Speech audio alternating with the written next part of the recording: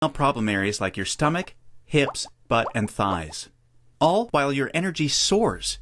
Your weight rapidly decreases and you finally have the freedom to claim the life and body you absolutely deserve. The Venus Factor is a super easy to follow 12-week nutrition plan that shows you exactly what to do step by step to create a new fat-burning metabolism. You'll discover things like surprising foods that damage leptin sensitivity and make losing even a single pound next to impossible for women. Watch how fast the weight falls off in the first 2 weeks of the program when you simply eliminate these processed and soy foods. The one cheat food trick that spikes female metabolism and keeps your leptin sky high. This is the only way for women to burn fat around the clock, even when you're sound asleep. Once you learn this secret, you'll never look at fat loss the same way again. The one vital nutrient for weight loss almost all women are exceptionally deficient in. Raise this one nutrient starting today and immediately increase your fat burning and skyrocket your energy levels. The one odd herb recently proven to accelerate female fat loss by increasing leptin sensitivity a whopping 52%. And now, what women find most remarkable. The groundbreaking Venus Factor Virtual Nutritionist that shows you exactly what to eat and when for the next 12 weeks to disintegrate fat from your problem areas. Your Virtual Nutritionist is designed to help make every 10 pounds you lose look like 20 by burning fat from where you visually need to most. As you can probably tell, the Venus Factor was developed to take female fat loss to another level and fast. In fact, hundreds of women report inches vanishing from their problem areas within weeks, and they have the startling pictures you're seeing to prove it, which is amazing considering they're experiencing these rapid results while still enjoying their favorite foods like pizza, pasta, ice cream, and chocolate at the perfect times to accelerate female fat loss. Hey there again, this is Tim from Rejuve Medical. A couple questions I get all the time is, how should I eat if I want to lose weight? Talk about every single day of my life to many, many people. And is there a right way? Is there a wrong way? Should I cut carbohydrates? Should I eat more protein? Again, everything we look at, we want to focus on balance, a healthy lifestyle. But my number one tip that I give to everyone if they want to lose weight or maybe just feel better, get healthy, have more energy, is to cut the processed foods. If you do that, I guarantee you're going to be moving in the right direction. And when I say processed foods, I'm talking about all that stuff that sits in the middle of the grocery store. Your breads, your crackers, your pastas, things like that, all highly processed. That's stuff that can sit on the shelf for 6 months, 8 months, a year, and still be good for you to eat. Does that make any sense? So my number one tip today is cut the processed foods. Eat natural foods that are going to expire after a few weeks. Those have nutrients in them. Those are good for you. So that's my tip. Cut the processed stuff, and I guarantee you're at least moving in the right direction. Thanks much. We'll talk to you soon.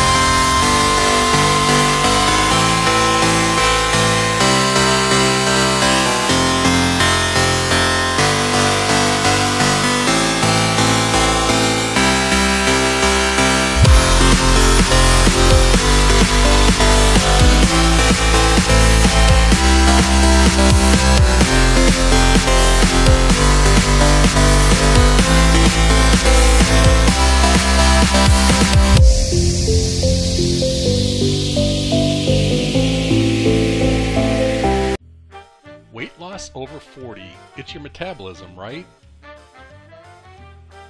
Here's a question. How do I sift through the hundreds of conflicting stories on weight loss over 40 for women? Everything seems so crazy. Please help. That says a lot. What works for one woman doesn't always work for another woman. Let's start with a real simple question. What are you doing right?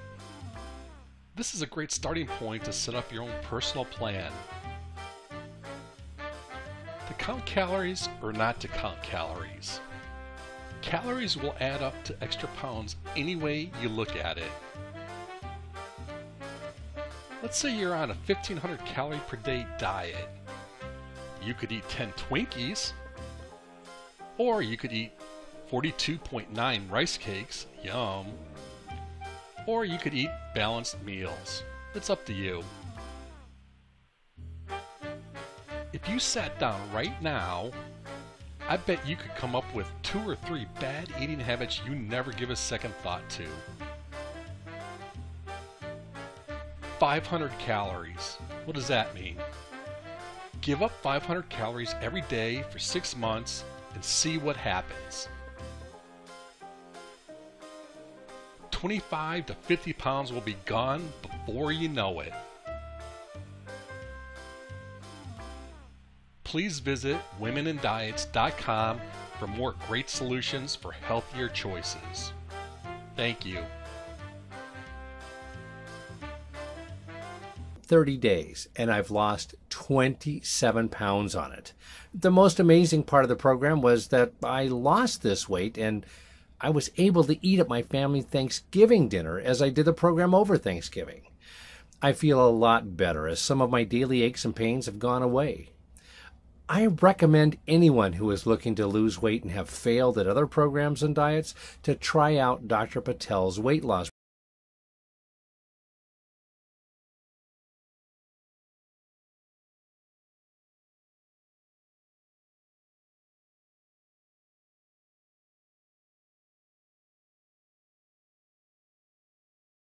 Hi, my name is Michelle, and I just have to share about losetheweightquick.org because I am so much happier since finding it. I've lost 20 pounds from the program on this website. It's been absolutely amazing. And it's really, really easy to follow. It's great to use. It's like literally like all you do this, and this, and this. And it's like so easy. There's no confusion whatsoever. And it works, which is the most important thing. And I know that there are so many people out there trying to lose weight. Like, it's the big thing in America. Everybody wants to lose weight. So I want to share for anyone else who's out there, and if you're struggling to find a program that actually works for you, losetheweightquick.org has been so amazing for me. Like, I walk out so much more confident now because you just feel better about yourself when you've lost a ton of weight, you know? So I am so much more confident in who I am, and I enjoy my life a lot more now because I just feel better about myself. So definitely check it out if you haven't. I'll post a direct link in the description so you could just click, make it easy for you. But yeah, definitely check it out. I highly, highly recommend it.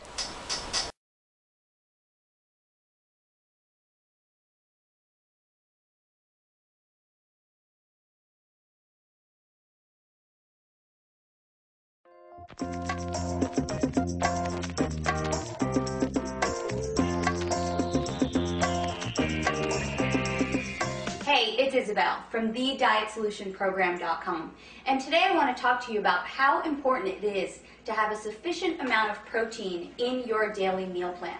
Now, I say sufficient, not an overabundance of protein every single day.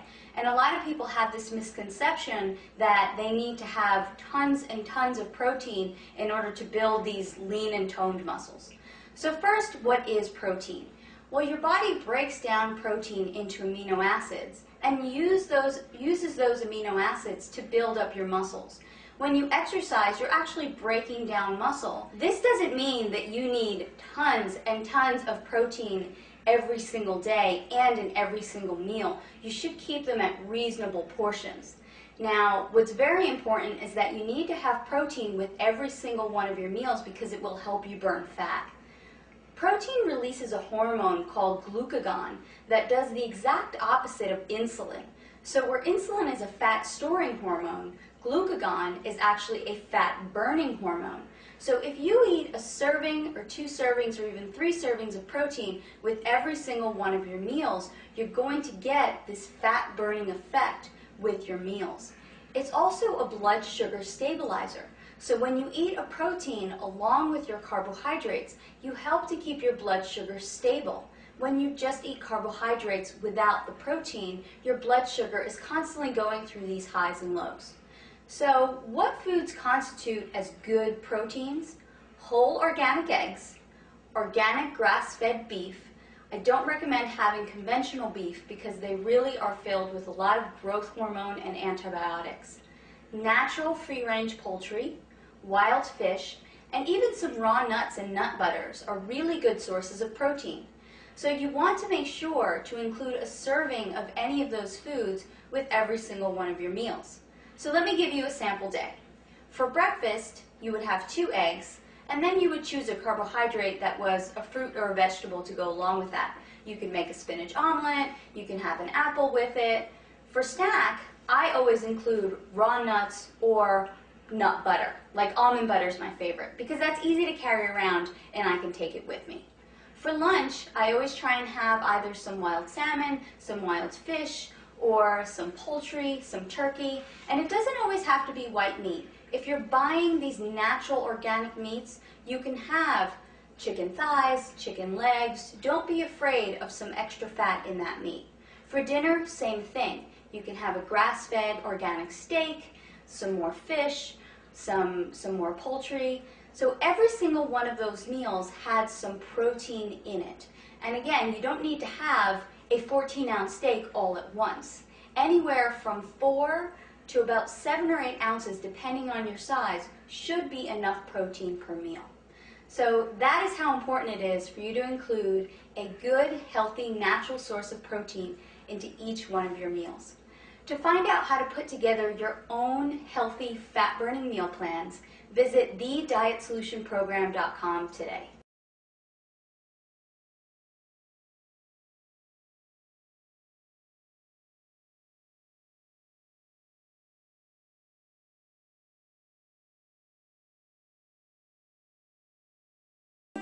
Getting involved in weight loss program can be intimidating for a beginner. It can also be hard to know where to start.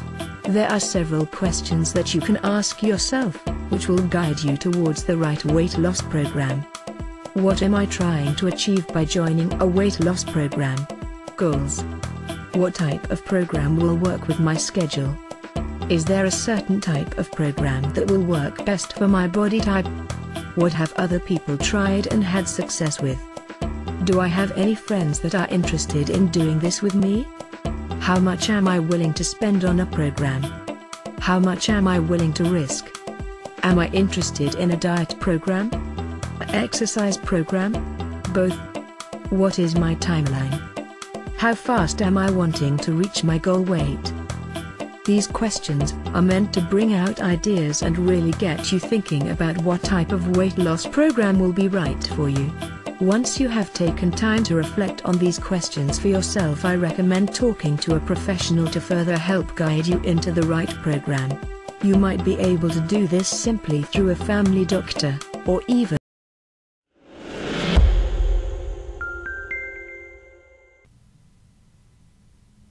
Right now, almost 2/3 of Americans are overweight, and by 2030, more than half our population may be clinically obese. Childhood obesity has tripled, and most of them will grow up to be overweight as well. The United States may be in the midst of raising the first generation since our nation's founding that will have a shorter predicted lifespan than that of the previous generation. The food industry blames inactivity. We just need to move more. But what is the role of exercise in the treatment of obesity?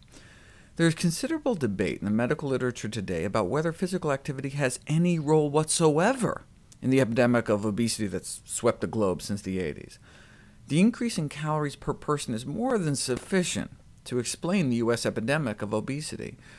In fact, if anything, the level of physical activity over the last few decades has actually gone up in both Europe and North America. This has important policy implications. Yes, we still need to exercise more, but the priorities for reversing the obesity epidemic should focus on the overconsumption of calories. To work off the increased caloric intake, which for kids is like an extra can of soda and small fries compared to what they were eating back in the 70s, and for adults, like an extra Big Mac a day, to work that off, we'd have to walk like 2 hours a day, 7 days a week. So exercise can prevent weight gain, but the amount required to prevent weight gain may be closer to twice the current recommendations.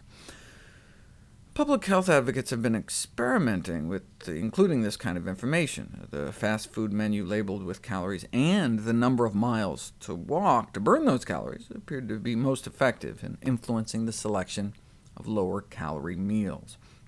Now, exercise alone may have a small effect, and that small effect can make a big difference on a population scale. A 1% decrease in BMI nationwide might prevent millions of cases of diabetes and heart disease, thousands of cases of cancer. But why don't we lose more weight from exercise? Maybe because we're just not doing it enough. I mean, the small magnitude of weight loss observed from the majority of exercise interventions, where they make people exercise, may be primarily due to how low the doses are of the prescribed exercise. People tend to overestimate how many calories are burned by physical activity. For example, there's this myth that a bout of sexual activity burns a few hundred calories. So hey, you could get a side of fries with that.